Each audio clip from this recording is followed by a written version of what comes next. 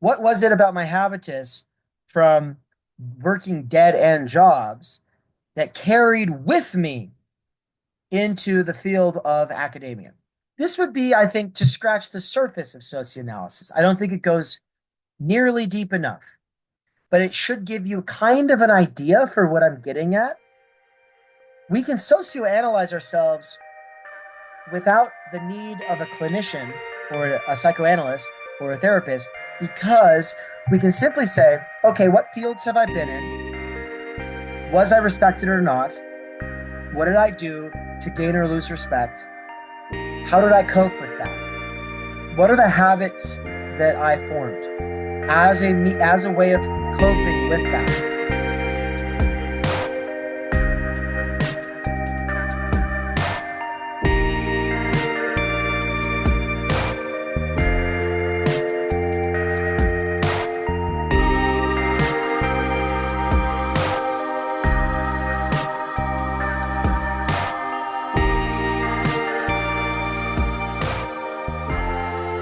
All right, Sociology 101. Welcome back, everybody.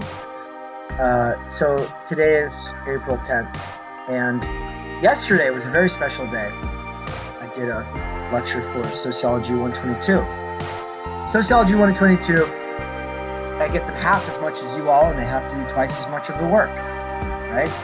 Because it's a hybrid course, and that's really too bad for them. It's also too bad for me. I definitely prefer this class because I get a lot more time with you all. I prefer that time with you all. The whole hybrid thing is just a foot. Yeah. Oh, cute, right?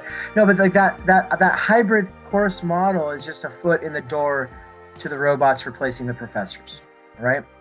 And it's not a future any of us want to be in because it just becomes all a bunch of impersonal tutorials that you have to move through. And sure, you can kind of BS your way through it and get it over with quicker if you have the up-to-itiveness to get after it. But also, most people are humans still to some extent, and as such, require others. And on that note, I really look forward to being back in Boise next week. Okay? I'll be back. So I expect to see you in the classroom, and I look forward to that. And I probably won't do the rest of the semester hybrid. Now that I'm not on tour anymore, I am giving the Dear Underground people a break. I've spent too much time with them, and I need to spend more time with you. So I'll be focusing a lot more on you all. And what I want to focus in on today is socioanalysis, which we got into a little bit last time, right? I talked about it a little bit yesterday with Social 122 as well. And actually, I took a crack at socioanalyzing myself, but I didn't really complete the job. If we have time today, I'd like to say a little bit more about the things that I didn't get to say then, right? So the things that I didn't really get to say, I didn't get to say the stuff I wanted to about the revolutionary subject and about how it has shaped social theory, sociology, critical social theory. I also didn't really get to kind of take what I'd said about myself in my own life and speculate on it a little bit, right? Which I think a little bit of speculation is necessary for doing socioanalysis. So what's the difference between socioanalysis and psychoanalysis? Well, psychoanalysis is a little bit more like the therapeutic setting, whereas socioanalysis is something done by sociologists or people who are trying to think like sociologists, which means that we don't just think about like what's going on inside of you, inside of your psyche. More importantly, we are thinking about the fields you've had to navigate and how you have developed certain habits, character patterns, and relations to your desire and drive, as well as your willpower, as well as whether you are optimistic or pessimistic, as well as perhaps even your beliefs and the kind of rules of thumb that you take for granted and use to operate in the world. All of that bracketed under this term habitus. And habitus is really just strategies that you've embodied, that you've internalized, that you've developed. As a girl who comes out of middle school, you have a way of surviving in the presence of a certain kind of guy certain kind of guy who's your age or near your age, who's also going through puberty. And it's a very hostile environment for some girls. Maybe some girls have the habitus to kind of make it so like they can just kind of finesse that situation and navigate that field just fine. And it kind of doesn't even stand out as a problem. But for others, it's a problem. It's a problem. And I'll just refer to my wife's experience. And she didn't go to some underfunded, terrible middle school. She went to like a pretty privileged middle school. And yet she had to deal with all forms of harassment from those boys, right? This is why in previous centuries, sex segregation was a thing, right? Because you're already being ritually hazed and ranked in artificial peer groups and learning to differentiate between yourself and people above and below you a year in terms of grade, and then the micro grades that you achieve within that schooling system, right? And then a lot of pride or shame come along with that. That's already a lot. And then all of a sudden, now you have to deal with a bunch of boys being little perverts and harassers, trying to grab you and things like that. It's not cool. Olivia, are you getting sprayed by water? Is that what's going on? No, like someone's messing with Olivia. As we talk about women being There's a bee. I'm sorry. it's a what? I'm trying to listen, but I'm scared of bees. And a Oh, it's a bee bee. just tried to fly on me. Yeah, sorry. Allergic or just scared? Just scared. Okay. Well, it's like I said, kind of poetic that here I am talking about getting pinched and grabbed and poked and catcalled and pointed out, and then you got a bee messing with you at the exact same time, right? So it's poetic. But um, in the exact same way, though, the boys have a special struggle in the middle school, right? The boys are trying to not be that guy, but they're also trying to figure out how to relate to people they are discovering are very different from themselves, boys and girls, right? As you are socialized from boyhood into manhood, you are discovering in the post-class fractured mass that there are not a lot of obvious, correct ways to be. And so you become a little bee, right? Maybe. All right, that's a stretch, but I've reached for it anyway. So I'm thinking about that. I'm thinking about how that is a field you've all navigated. Unless anyone here did not navigate, say, for instance, the field of the middle school. How about it? Does anybody here not go to middle school? Everybody did? Okay.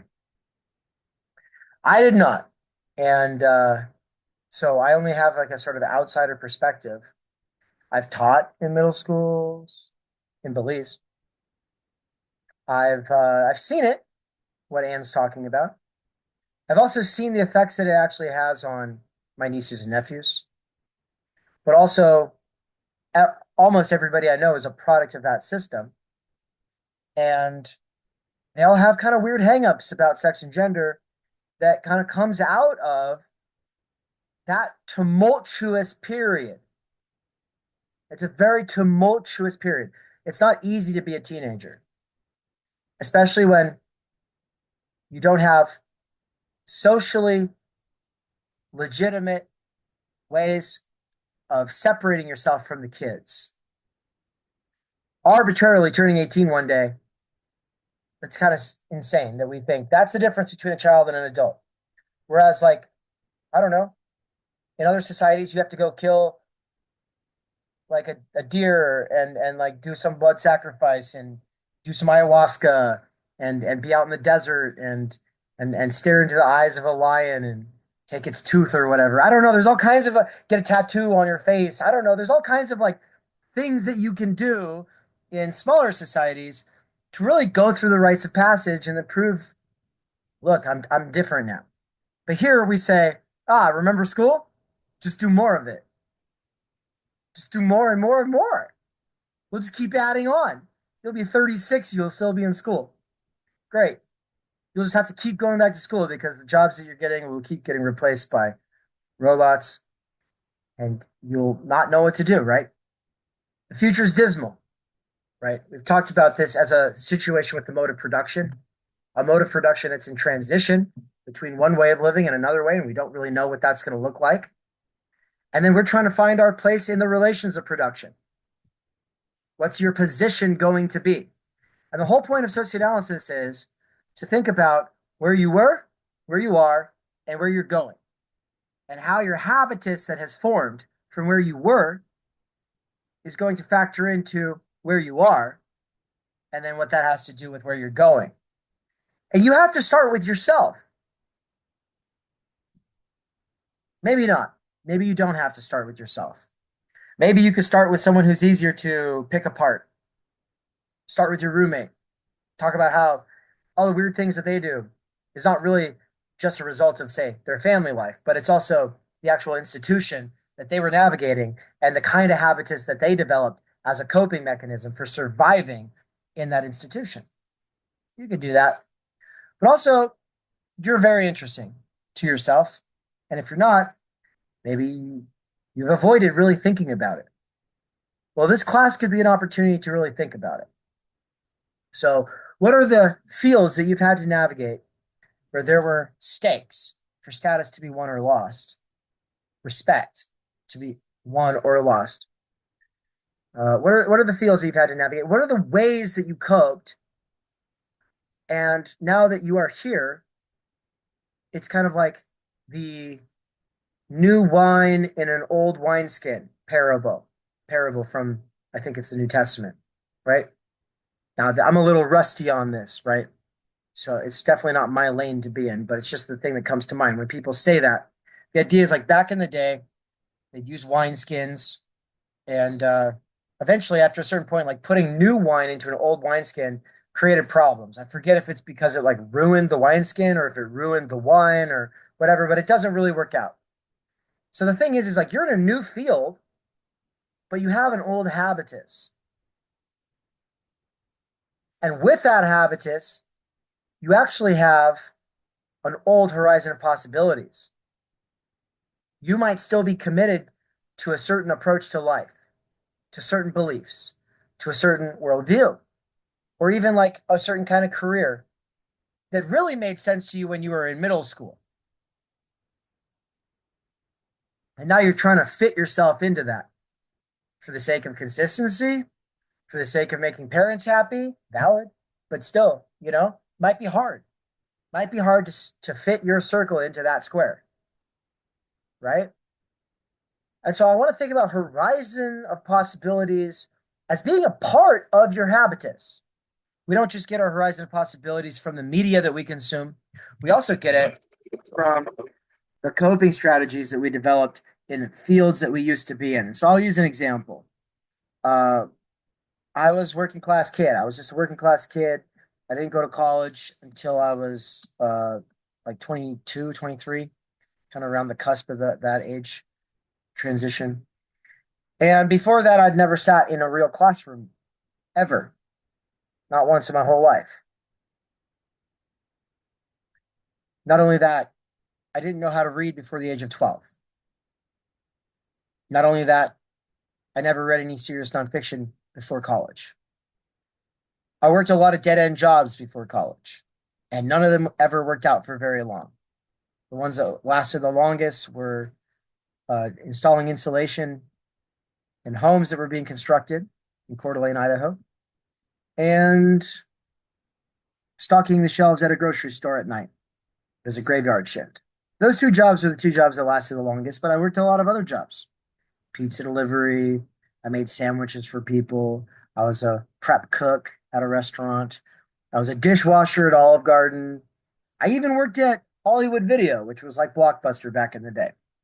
Okay. Why do I say all of this? I did not have the habitus of a student. I only had the habitus of a person who was forced to work. How does that habitus stick with me now that I'm not in that situation anymore? I'm a freaking professor, okay? I'm not just a professor, but I also have a master's degree. And I graduated with honors. So what happened there? Right?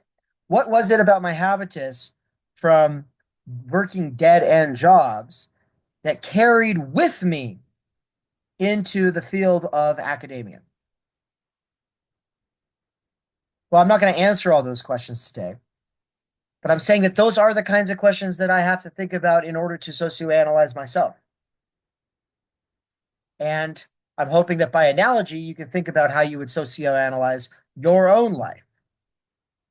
So, for instance, yesterday in the Social 122 lecture that I gave, I talked about this story of kind of, I guess it was one of the most formative experiences of my life. And I wasn't even planning to talk about it, but it kind of just worked while I was free associating, sort of doing a sort of socioanalysis on myself. But it came up. And it obviously has something to do with my passion for the life of the mind and for literacy and for books and things like that today. And that was at the age of 12, at the field of the church, where there is obviously respect to be gained, but also lost. I was in Sunday school, and I was sitting with the kids who are younger and older. It was not a very large church, and so they kind of cluster us all up together. And Mr. Johnson was reading a storybook. He'd read one chapter every week, and so he'd been doing this for several weeks up to this point.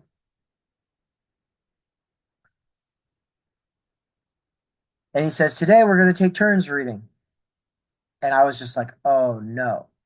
You see, my mom, my dad, even my grandma had tried to teach me how to read. They're like, hooked on phonics is the way to go. It's the right way. I think the real issue was not the method, but it was the time and the energy. They never actually sat and just read with me. We'd do like a little Bible study thing sometimes, but it wasn't the same as like the kind of parents who get to spend a lot of one-on-one time with you and kind of work with you. And I didn't have any real teachers in my life, right? They were not real teachers. And by saying they're not real teachers, I don't mean to denigrate them. I just mean that they had bigger things preoccupying their mind, their time, their energy.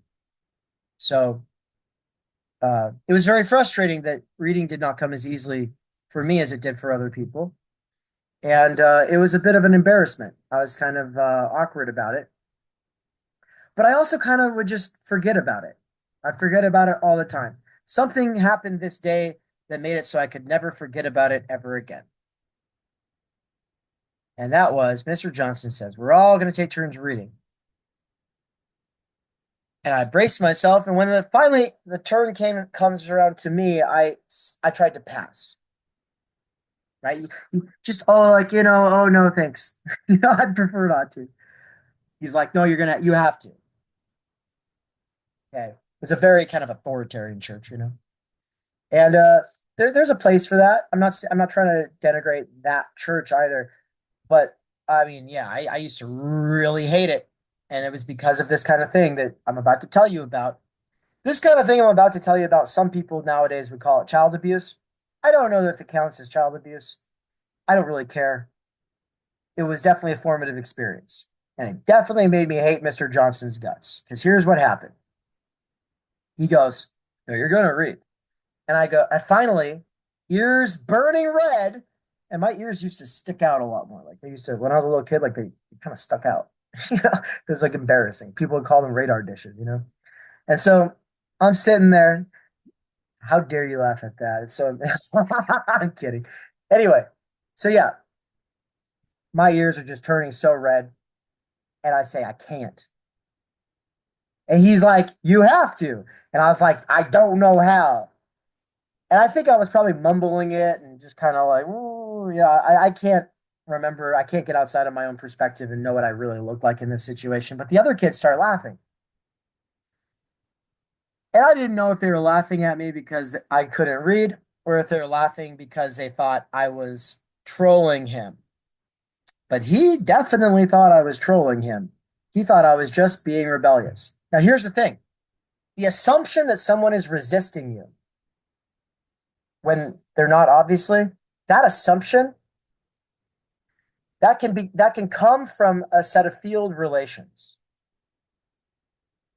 Because if you're navigating a field and your way of coping with it up to a certain point gets you labeled the black sheep or the bad guy or the rebel kid or the class clown or unserious, someone to make an example of, you're kind of marked with suspicion, right? So they're going to treat you a little bit different. They're going to make an example of you. And so I'm already like an ADHD, like fidgety, illiterate knucklehead. And I'm sure that he just thought I was being rebellious. And so what he does is he says, if you don't read it, I'm going to take you upstairs, interrupt your parents' Bible study, because they were with the adults, you know? I'm going to interrupt their Bible study and let them deal with you. And at this point, I'm just like, there's nothing I can do. You know, I don't know how to read.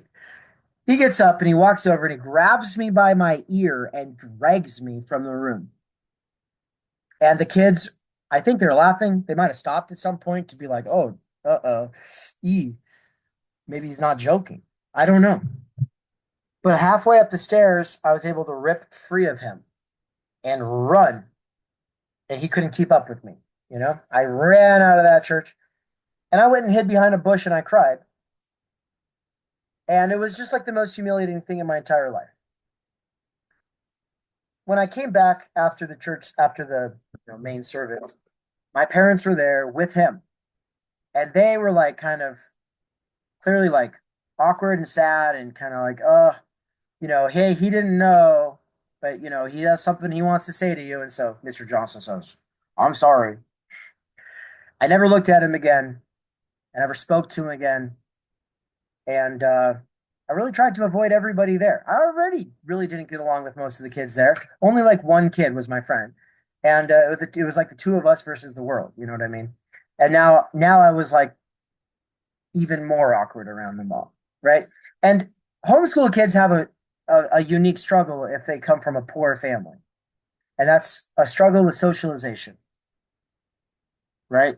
So rich kids in a homeschool, they can go to soccer practice. You know what I mean? They can go do intramural sports. They can go link up with the local schools. They can get involved in various ways.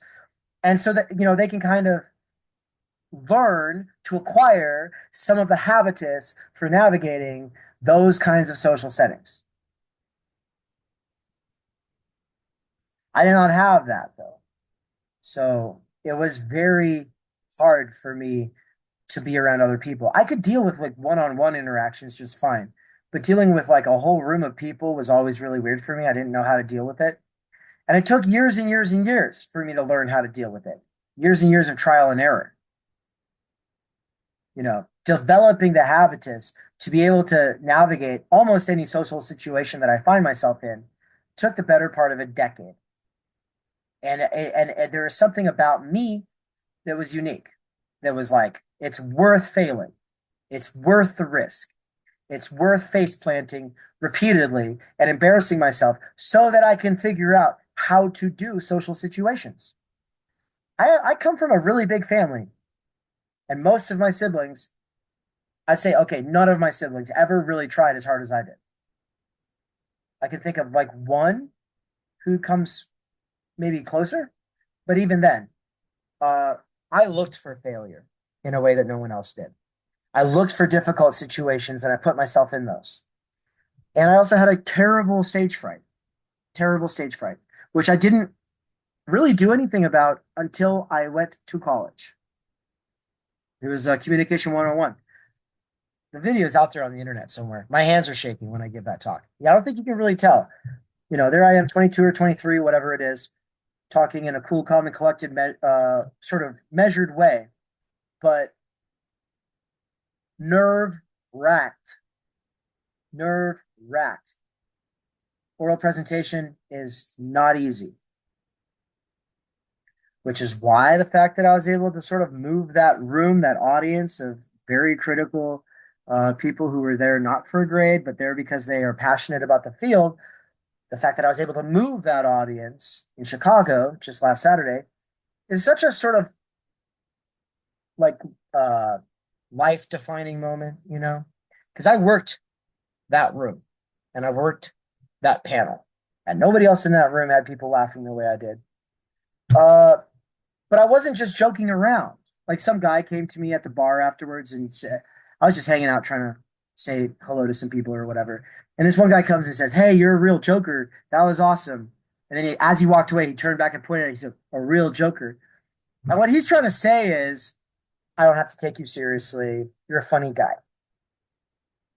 And I was thinking, oh, that's funny because pretty sure I had theoretical, the strongest theoretical basis to stand on, and that what I actually presented poses a real problem for your worldview there, buddy.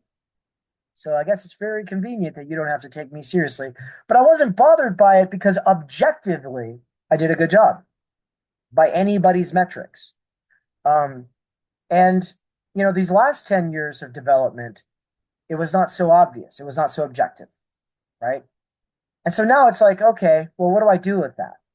Well, it starts the next chapter, which I see to be like a 10 to 15-year project, which I can talk about later.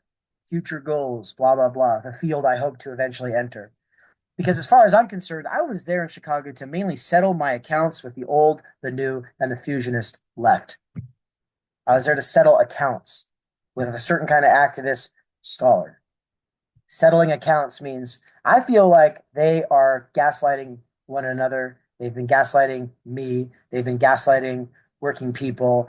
They don't really think about the concepts that they are employing, which it's almost like they worship this concept of the left. It's almost like they worship this idea of change and they take it for granted and they don't really think about what it means. And they might critique this or that aspect of activism today, but they're not sitting with the most fundamental problem, which is the PCFM, post-class fractured mass. So theoretically, I think I was raising a real point there. And I actually just got out of an episode recording with one of the panelists, as well as Benjamin Studebaker, who I hope you've all grown to love, but I think you at least know, right? And that was a lot of fun. But to bring it all back to that formative moment, it would be easy to say, well, Dave, you love all of these big ideas and all of this theory stuff because you are overcompensating for something. Are you not? Right? You're overcompensating for the fact that you started so late. You love academics because you're overcompensating for the fact that you never actually got to go to school. You're overcompensating for the fact that you were looked down, or okay, I wouldn't say overcompensating. Instead, I'll say you're making up for the fact that people look down on you by now trying to win their respect. Right? Like this would be, I think, to scratch the surface of socioanalysis. I don't think it goes nearly deep enough, but it should give you kind of an idea for what I'm getting at. We can socioanalyze ourselves without the need of a clinician or a psychoanalyst or a therapist, because we can simply say, okay, what fields have I been in? Was I respected or not? What did I do to gain or lose respect? How did I cope with that? What are the habits that I formed as a way of coping with that? And so let's bring it back to if you were a girl trying to survive middle school.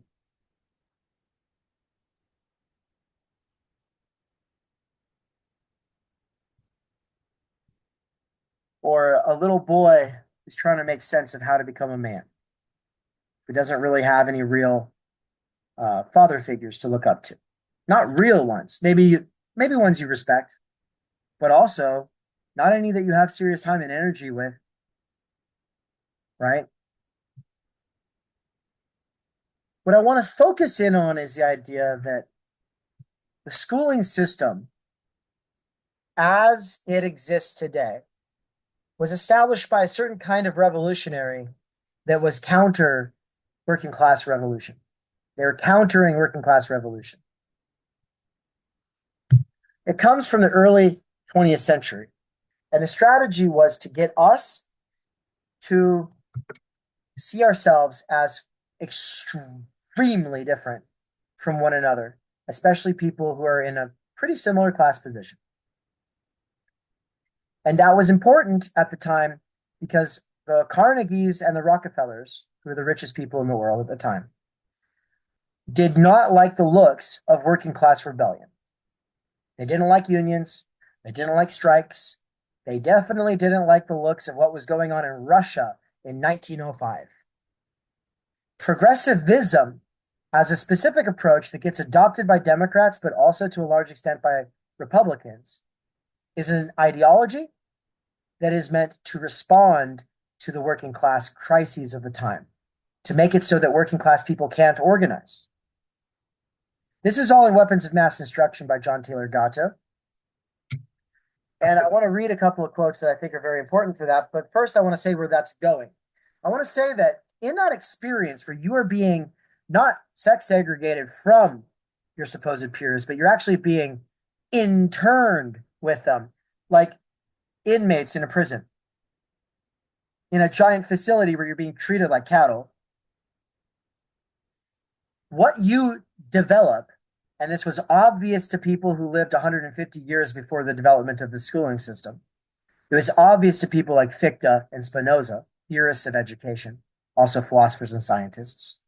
It was obvious to them that a way to undermine working class organizing against people who just want to use you for labor power, who just want to use us for labor power, is to develop a kind of schooling system where you tell people it's all about the education, but in reality, what we're teaching you is that you have to compete for a sense of identity. You have to compete for a sense of identity, and you have to defend yourself at all costs from your direct peers, from whom you get no real space, from whom you don't get any real time alone, except for when you're back at the house, exhausted, right? And even then, when you're back at the house, you're supposed to spend all your free time preoccupying your mind with homework, not so that you can learn the subject matter so much as to impress a teacher.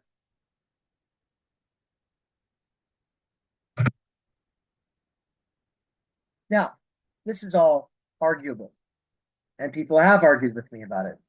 And it's because people like to argue about it that I like to come equipped with quotes, because I think it's important that we as working class kids here know what our history is and where these institutions come from.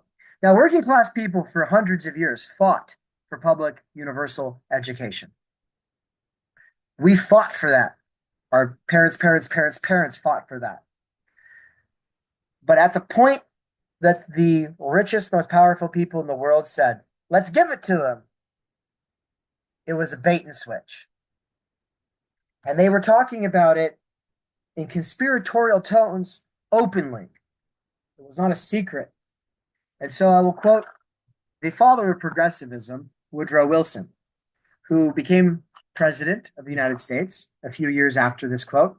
But in 1909, when he was president of Princeton University, he said to the New York City School Teachers Association, "We want one class of persons to have a liberal education." And by that, he doesn't mean like liberal, like progressive. He means like liberal arts. You know, you'll play musical instruments and learn lots of languages and study philosophy and, stuff like that.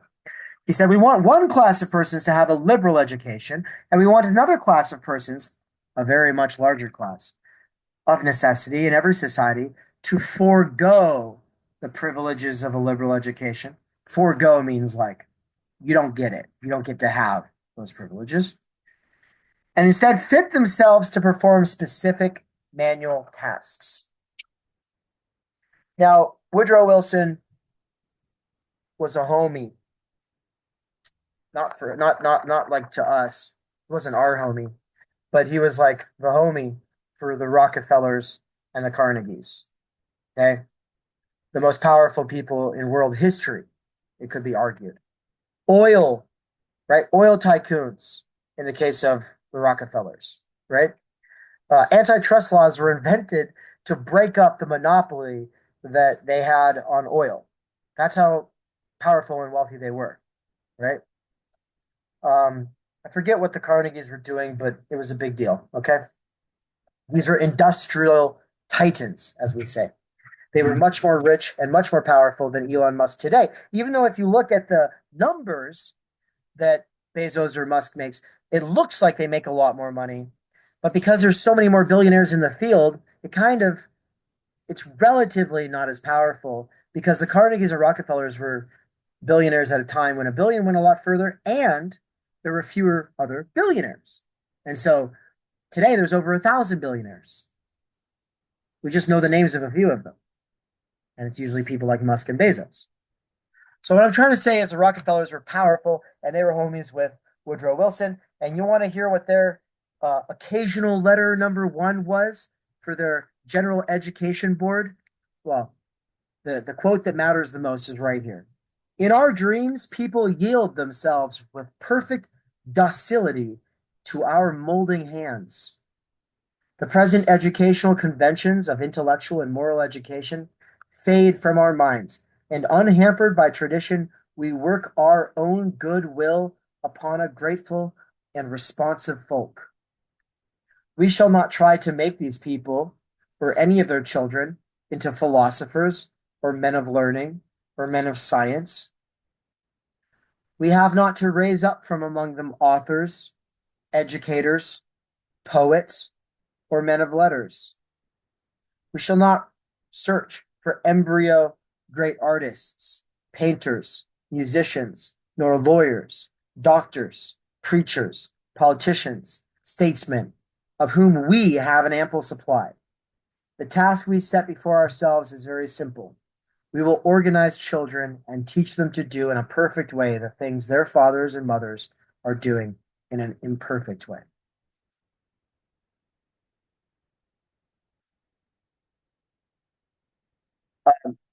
To summarize Woodrow Wilson's quote as well as the Rockefeller quote, because they are using some antiquated language,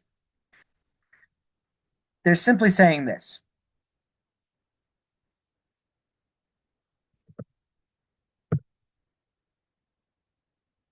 We want 2 classes of people. One to be a very, very, very small class of very privileged people who are born into wealth, and they get to study whatever they want, and everybody else is supposed to study something to make them a good worker. End of story. Full stop. But making it a divisive regime, making it so that we all developed hyper niche, competitive, defensive habituses that make it impossible to organize large scale structural change was not an accident. It's not what's being taught on the syllabus. In critical pedagogy, it's called the invisible syllabus, right? The invisible syllabus is the actual structure of the school itself. The idea that you should spend 1/3 of your life forcing yourself to focus on what authority figures arbitrarily tell you is interesting to you. 1/3 of your life. What happens during the other third of your life? You're sleeping. What about the other third of your life? Well, I mean, it would be great if it was with friends and family, but for the most part, it's TV and video games. And TV and video games have been mostly replaced by smartphone games and TikTok. And let's be honest, if you're like me, then you're on Netflix at the exact same time that you're on your phone. Come on, just like ADHD max it out. Who cares? Just max ADHD. Why not? Why not? Because it feels like freedom. And I said this at the beginning of the semester, right? It feels like freedom when your whole life has been a prison telling you to focus on things. It feels like freedom to just let your mind wander and look at this and then look at that and then look at this and then look at that and then just look at whatever makes you laugh, look at whatever makes you happy, look at whatever makes you angry, but in a way that makes you feel superior. Look at recipes. Look at people touching sand. There's all kinds of weird shit that people like on their phones, all right? Going back to the beginning, before we started recording, though, there's some things nobody wants to see, okay? For now, everything will eventually be a niche that is being sold back to us. And how do we pay for it? Well, right now we pay it with attention. But it doesn't feel like we're paying anything, does it? Doesn't feel like we're paying attention because we feel like we're free from having to force ourselves to focus, right? So right now, you got to play this role of a student who's focusing. Right now, you have to play the role. And maybe you are genuinely interested in all of this stuff. Maybe you're halfway interested and you're kind of also trying to do other things while you're doing this, right? But you're all doing a great job, at least performing the role, right? And it's good because that's going to be necessary for your survival as working class people who are going to struggle to not fall into the lower classes and wants to rise up through the ranks and be a professional, who wants to serve a calling, who wants to better humanity, right? That's why I feel a responsibility to say every once in a while X, Y, or Z things that are like tips, look out for yourselves. I'm starting to get old. A little bit of dad energy starts to come in, and then I go, all right, look, I just have to say it. You shouldn't do that thing. And I'm not saying it because I genuinely care, but I'm saying it. Well, I'm not saying it because it bothers me, but I'm saying it because I feel responsible to let you know it's not going to work out well for you if you're 25 years old and you keep acting this way, or if you're 30 years old and you keep acting this way. Eventually, you're going to have to change, right? So I'm talking about habitus and field. I'm socioanalyzing myself using the concepts of habitus and field. And I told you that I didn't go to high school. I didn't go to middle school. I didn't go to any school, not K through 12, not preschool, none of that. Right. So my habitus for navigating those kinds of situations was non-existent. All that I had was a certain kind of habitus that comes from a different kind of field. The family, where I was also a black sheep, where I was also the trouble child, where I was also not able to learn how to read or write before I was practically hitting puberty, right? Well, after that insanely humiliating experience that I guess I got vulnerable with and told you all about, but like in reality, I didn't tell it in a very vulnerable way. It is like a sensitive kind of issue, but I'm not like, ooh, it was so hard. I'm so traumatized. But obviously, like I'm talking about it in this sort of like, I don't know, almost gruff way, right? I'm just my normal way of talking. I'm kind of distanced from it. I'm not trying to make it this big therapeutic exercise. I'm not trying to dump something like I'm not going to start crying. Oh, guys, it was so hard. No, like that. Those kind of conversations are things that I keep for a very close circle, right? I'm not trying to do that with you all. What I'm trying to show you, though, is that there's things that we experience that are formative life events, and that instead of just looking at it through the lens of, oh, trauma, and it changed how I relate to other people, which is kind of the standard sort of therapeutic discourse that you'll hear today, I'm saying no. There are objective things that you can talk about. Instead of taking up the super, super subjective, experiential, inside me, how I feel about everything, there's a way of talking about it where you can talk with other people and kind of focus on the objective things. Objectively, the field of the family, or the field of the church, or the field of the school is set up in a certain way where certain kinds of behaviors are rewarded and certain kinds are discouraged. But it's not just the explicit rules. It's not just the explicit carrot and sticks, is it? There's also the implicit.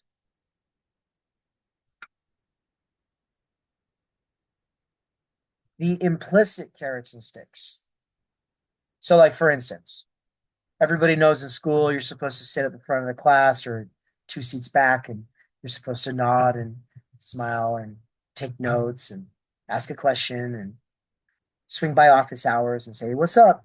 There's like various things that you can do that will definitely help you be the prize student, right? Everyone knows, but then also everyone separates themselves from that person because, look, only a couple of people have either the lack of awareness or the courage to kind of be that person. It's not just a courage thing, though. It's also like a motivation thing. Only some people have like either the talent or the motivation to kind of be that person. But most other people are like, that's too much. It's too try hard. I'm going to sit back. Yeah, I'll kind of do that, but I'll also kind of slack off. I'll kind of balance it. I'll be cool, right? And then you have the person who's like, no way, man. I'm going to make everyone laugh and I'm just going to have fun and I'm going to be the class clown. Or, no, I'm just going to keep missing class and smoking pot behind the gym, right?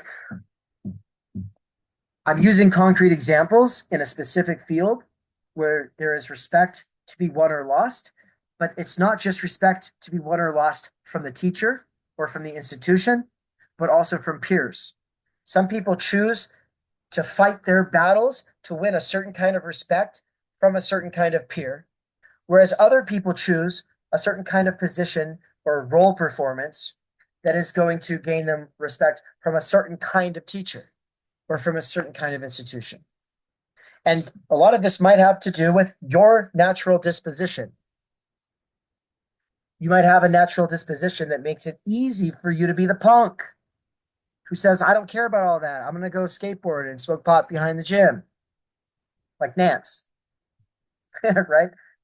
Yeah. But also, that would be impossible for some people. Some people just do not have the disposition for that. Some people have the disposition to be the theater kid, to be the athlete, to be the preppy kid, to be you know what I mean? Okay. But in reality, most of us try not to be stereotypes. Most of us try to instead be between stereotypes or like an off-color stereotype. So it's like, yeah, I'm kind of like that stereotype, but I'm very different in X, Y, and Z ways. The point is that in that field where there are positions where you can either win or lose respect from certain kinds of people, there are strategies that you can employ that work with or against your disposition. And employing those strategies is going to set you up to gravitate into certain kinds of positions as opposed to others. And a lot of this is not conscious. You're not like using a textbook to do it. You're not using explicit theory to do it. You're navigating it more like from the gut, from literally like your gut. You have a sort of embodied sense for how you navigate a field.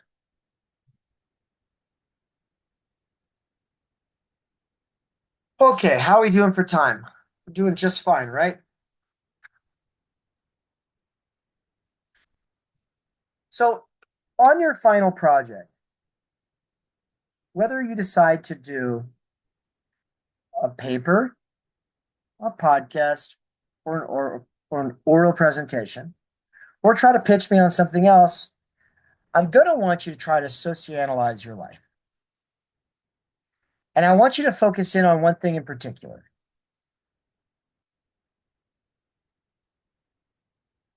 Well, several things, but one that I want to focus on right now.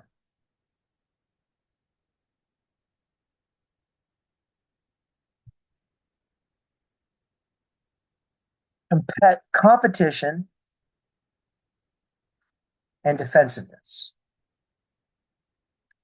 and how strategies to navigate a field develop in each of us a habitus for a micro niche identity that is somewhat competitive and defensive. How do you see yourself as above other people or as below other people? Is it because you tell yourself you're open-minded and other people are closed-minded? Is it because you tell yourself you're smart and other people are stupid? Is it because you know that you're really good at getting good grades and other people are not? Or is it because you're actually cool and you're a little removed from all that bullshit and actually you do something else? Yeah. All of us, I think, or the majority of us are like, yeah, we try to do something else. We try to find our true self outside of all these stereotypes, right?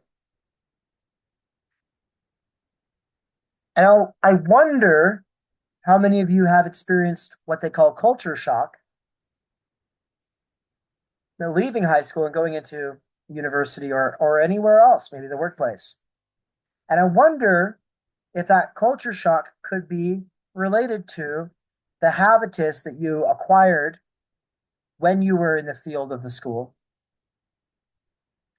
and how now that habitus is like this leftover residue from that old field, and the culture shock that you were experiencing is just really that habitus wasn't cut out for the new field. High school maybe didn't prepare you for something. And now you're in college. And guess what? College is also going to not prepare you for a lot of things that you're going to face. There's a lot of things that can't be put on a syllabus. There's a lot of things that can be. And there's a lot of arguments about what should be and what's not. But what you can do is think about the times that you've experienced some serious culture shock. You can think about the times that you found yourself embarrassed. You can think about the times that you had to start trying to avoid certain social situations. You can think about the ways that your disposition wasn't cut out for certain positions. Maybe you tried to become the secretary of a club, and then you realized that ain't it. Or maybe you tried to get involved with sports, and then you realized that ain't it. Maybe you got whatever. The point is these forms of culture shock, also humiliation, they're very formative for our character. They're very important for our life stories. And in a sort of sense, they're setting us up for success or failure later on in life, depending on how we interpret them, depending on what we do with those experiences. And so standard sociology would say, take up a lens, feminism, racism, settler colonialism, white supremacy. Take up a lens, anti-capitalism. Take up a lens and then analyze something and talk about the injustice in the world. And what we're doing is instead doing something that's more socioanalytic. And socioanalysis starts with the researcher himself or herself, right? You cannot get outside of yourself and you cannot get an objective view of the situation. So remember what those students said, those immaterial students who came in, they said, just embrace your biases. That's okay. Okay, sure. But there's like explicit biases, and then there's the harder to recognize things like habitus. That's harder to realize. And it's going to get in the way of any kind of analyzing society that you ever might do. Because other people are very aware that you bring yourself into your speech acts, into the things that you say, into the stuff that you think about, into the things that you point at. Everyone else is aware that you bring yourself into it, but people like to kind of forget. Okay. But the point is not to stop on yourself. The point is to do socioanalysis on yourself, not so that you can become fixated on yourself in a sort of narcissistic way, which is almost always what therapy culture creates today. It creates narcissists, self-obsessed narcissists who go around and call everyone else narcissists. That's what trauma discourse and therapism create. And if you want to read a book about it, I recommend Bad Therapy or Therapy Culture or One Nation Under Therapy. But Bad Therapy is the most recent iteration of this discourse. Came out last year, I think, and it's really good. You can listen to it on audio like I did. It's fantastic. But I'm saying that therapism is going to get you to focus on your own traumas and kind of just focus on, oh, what boundaries do I need to put up on other people? Which is actually sort of, in a lot of cases, some kind of like way of controlling other people, right? And it requires a lot of time and energy and effort, which none of us have, right? Whereas socioanalysis is not about that subjective level of getting self-obsessed. You start there, but you don't get stuck there because you turn it into a way of thinking about the field itself. You start with yourself, and then you think about your friends, your allies, your enemies from that field and how they developed coping strategies to navigate that field and about how their dispositions set them up in a way that made it easy for them to develop X, Y, and Z kinds of habituses that made it so that they were able to succeed or fail in the ways that they did in that scene, in that field. Yeah, in 1 second, I've got Anne over here. Hey, let's all say hi to Anne. Hey, Anne. Hey, she's about to ask me a question. I don't think you can really see her because she's blurred, but hold on, I'm gonna mute my.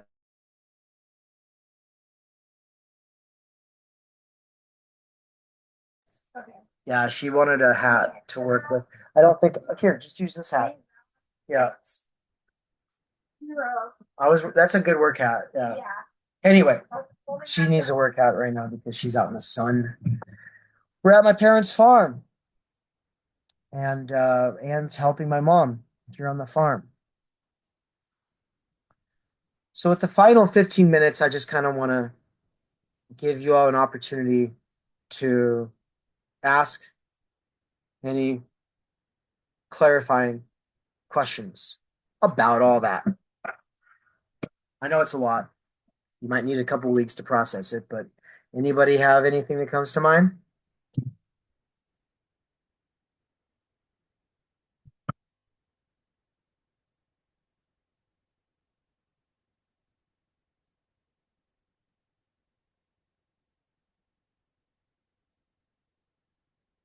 Uh, I think this is the first time we've seen you without a hat. Funny. Yeah, well, my hair is finally growing back, so I've been trying to train it. I don't like to use gel because like every gel flakes. I can't get a gel that works, and the waxes don't seem to work. Hmm. In fact, I've worn more hats in the last year than I've ever worn in my life, I think. I don't think I wore a hat at all last semester.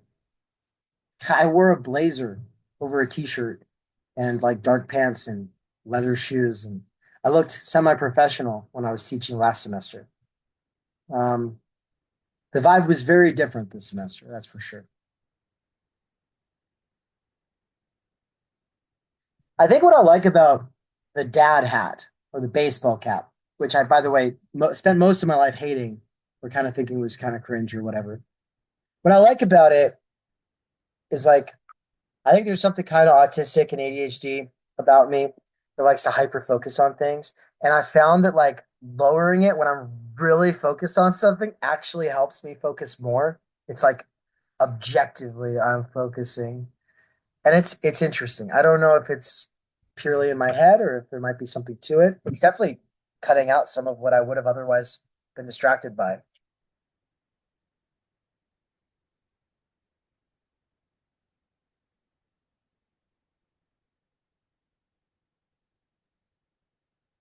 All right, come on. Questions. Not about my hat. I got one. So, like, thinking about social analysis, like, what are good questions you can ask yourself to kind of do that?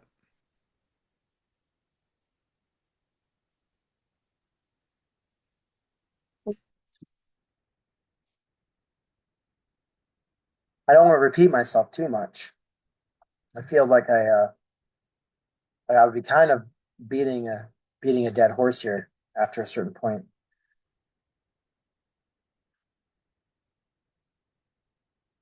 Does anyone want to take a crack at trying to summarize some of the questions you think come out of all of what I just said? Because I did hit on a lot of different. Maybe I didn't put them as questions, but I was definitely hitting on aspects that you have to think about, right? So, anybody have any questions that come up that you kind of want to ask yourself as you work on this project?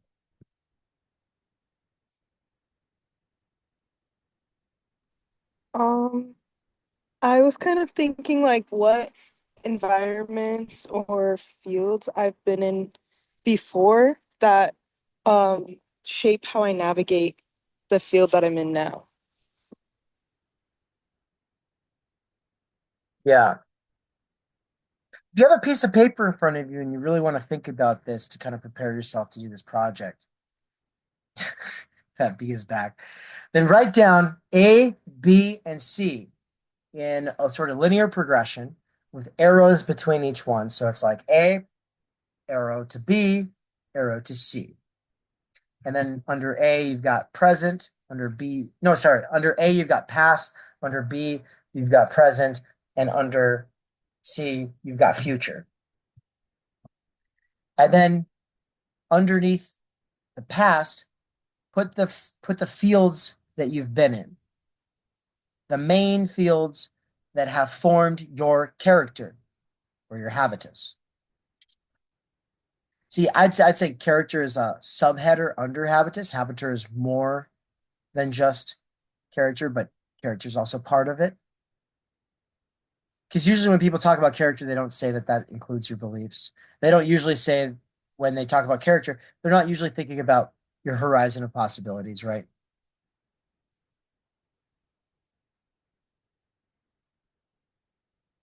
Then put the fields that you're in now under present.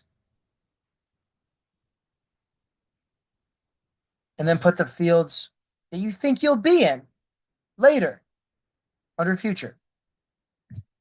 And then think about how your horizon of possibilities has changed from past, present to future. And then think about how that horizon of possibilities shapes you as well. Because I think it's too easy to be like linear about this and to think that it's all about you reacting to the field that you're in, when in reality, you're never just reacting to the field that you're in. You're always reacting to the field that you're in reference to the field you think you're going to be in. If a person is being groomed for power, if you are, I don't know, let's say 12-year-old Donald Trump, and you know that you've got something like a small loan of $1 million on your horizon of possibilities, it's going to change how you navigate your school setting, isn't it? It's going to totally change how you deal with certain social dynamics, isn't it? Yeah, but also if you think, oh, my horizon of possibilities is very likely to be nothing more than potato farmer or something, that's going to change how you act in the school setting, right? Like you kind of think about it that way. And then finally, what does that bring us back to? Remember, the horizon of possibilities is always a top what? Oh, wiggling my eyebrows a lot. So relations of production. And then those are all a part of how we maintain and reproduce the global mode of production, which includes all these things like child slavery that we kind of know about hypothetically, but we never really actually encounter firsthand, right?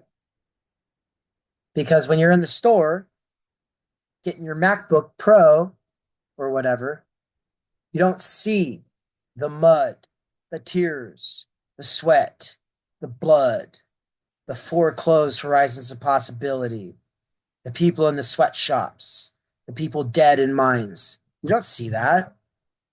You just see this pristine, immaculate, smooth,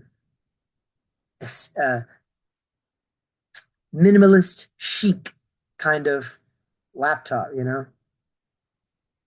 all white storefront at a mall or whatever, right? So it's one thing to start with where you are at in the relations of production with your horizon possibilities and how you navigated that and how that forced you to develop certain kind of coping strategies that kind of made you into what you are today. And then compare yourself to friends, allies, and foes. It's another thing to zoom out further and to try to situate all of that in a broader context. This is an intro level course. I'm not expecting you to solve all the world's problems in like a 5-page paper. Don't worry about it. I just want to get you thinking. Okay. That's really I'm just basically, it's what I already said. It's like you're not going to be able to retroactively fill in a lot of this stuff and really use these concepts if you're not like applying your intellect to them. You actually have to challenge yourself. Now, I might have said that yesterday, and maybe I'll close out on this because our time's almost up. And I got a really good question yesterday. So the lecture I gave yesterday to Social 122, it was it's the one that is on the class podcast, and it's called Socioanalyzing Myself. I'll probably call this one Socioanalyzing Myself Part 2, right? It opens with like this moralizing sermon from me. I I don't mean moralizing in like a bad way, like, you're all bad. You need to be better, you sinners. That's not what I'm saying. But what I am saying is like, hey, a lot of you sound like AI so much, it makes me not want to do this anymore. I hate grading your work. This is why I keep putting it off. Every time I just start reading you guys, and then I just want to off myself, and then I log off. I just can't stand it. Now, look, it's not true with all of you. Some of you are exceptions to prove the rule. Uh, but there's two kinds of people that sound like AI right now. And this is the part that's very sobering. One kind of person is literally using AI, and it's because you're just trying to get by, and this is just your way of just kind of getting through. And maybe you'll regret it someday, maybe not. Who knows? That's up to you. I don't care. I genuinely don't care. The much more sobering and problematic kind of person implicated by this is a person who's trying to sound raw and authentic and real and genuinely exercise their intellect, but they still come across like AI.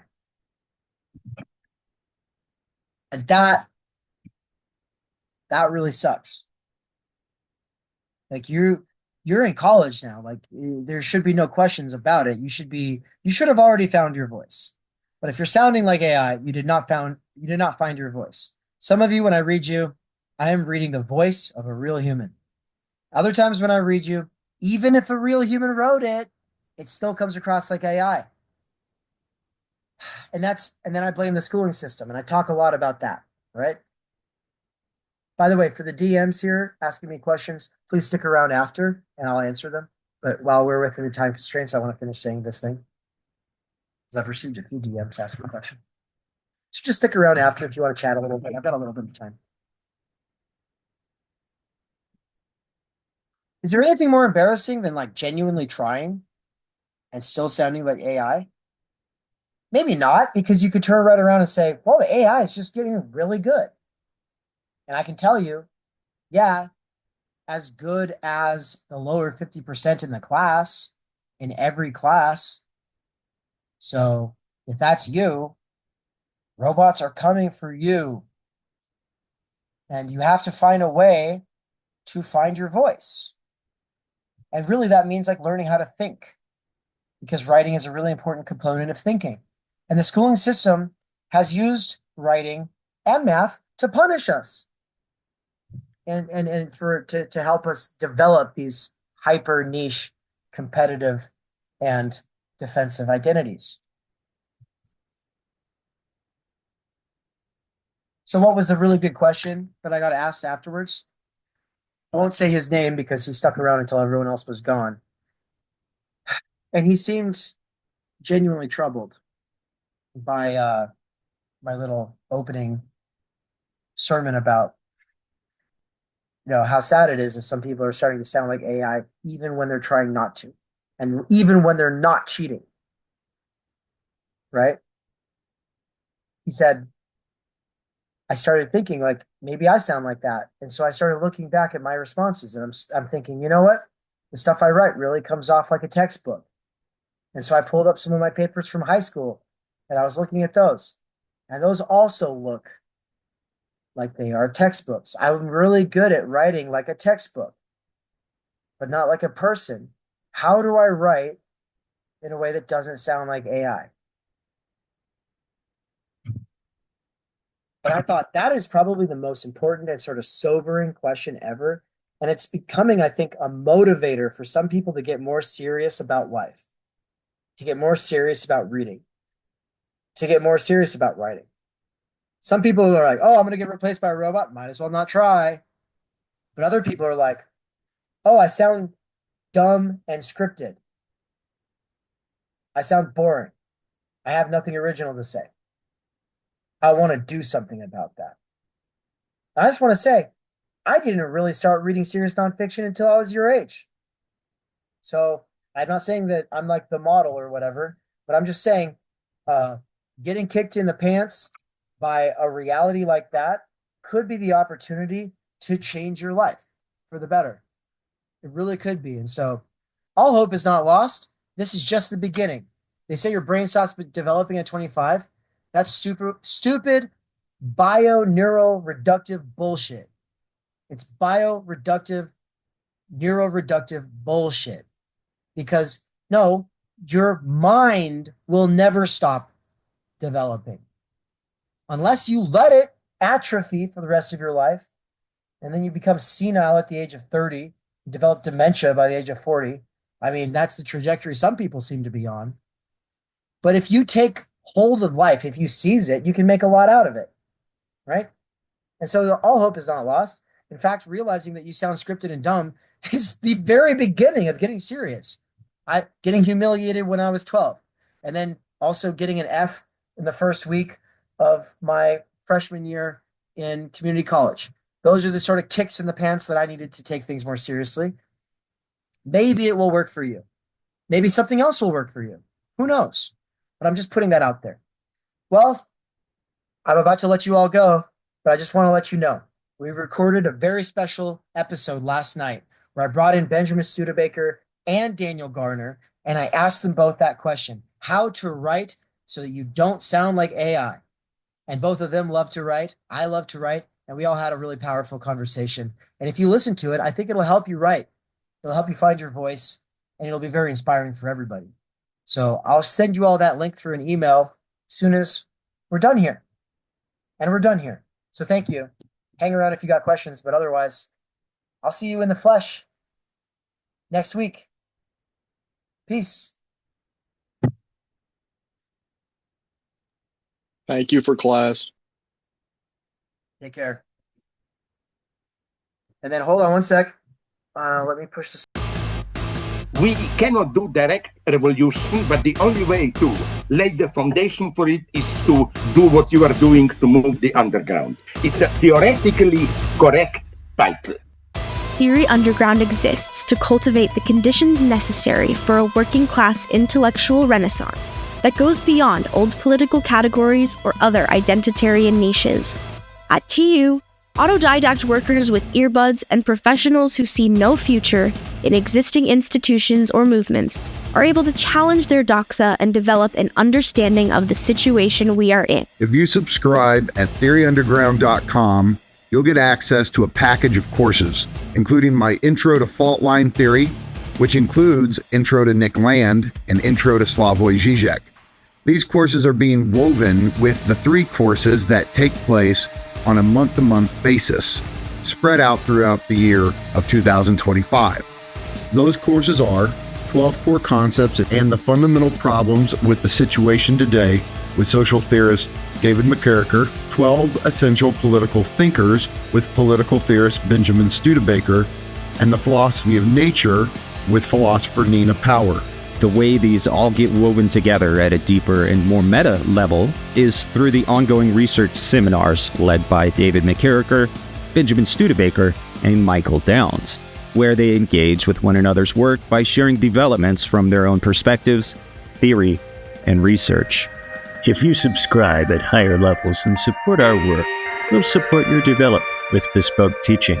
Alone and unaided, we struggle to grasp our situation in its fullness and formulate a meaningful response. By working together and pooling our energies, we can do better. Join us at theoryunderground.com/subscribe. There'll be two kinds of people in 10 years. Those who said, I knew all along Theory Underground was going to make this huge difference. Those are the people that are like Nance, who were on the sidelines at one point and then said, nah, I'm going to get in. I'm going to roll up my sleeves and I'm going to go hard. And then there's another kind of person, a person who waits in the wings, collects receipts, and who will say in 10 years, oh yeah, I was there. I saw that happen. And then they'll gossip monger. Listen, if you want to get involved, get involved. But if you're going to sit there in the bleachers, well, here's some popcorn. I hope you have fun.